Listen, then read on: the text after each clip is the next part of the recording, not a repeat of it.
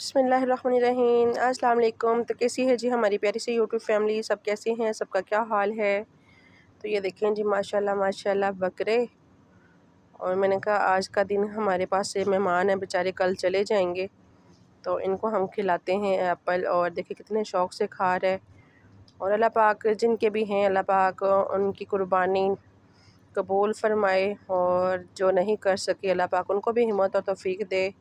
अल्लाह पाक सब के ऊपर अपना रहम करम बनाए रखे। मैंने कहा चलें थोड़ी सी यादों को जो है ना कैच कर लेते हैं अपने फ़ोन में। और माशाल्लाह रोज़ फ़ातिमा इतनी ज़्यादा खुश हो रही थी, बहुत ज़्यादा। हर दफ़ा रोज़ फ़ातिमा कहती है मम्मा हम कब लेंगे बकरी, हम कब लेंगे बकरी, हमने कब लेनी है। तो मैंने कहा अल्लाह ताला जब देगा इंशाल्लाह हम भी लेंगे। और रोज़ फ़ातिमा के पापा जो है ना ये इनको इधर खिला रहे थे, कह रहे थे कि पौधे खाने दो, कोई बात नहीं, वरना पौधों को हाथ नहीं लगाने देते। कहते हैं ये अल्लाह का माल है और कोई बात नहीं, इनको खाने दें और ज़्यादा अच्छे हो जाएंगे पौधे।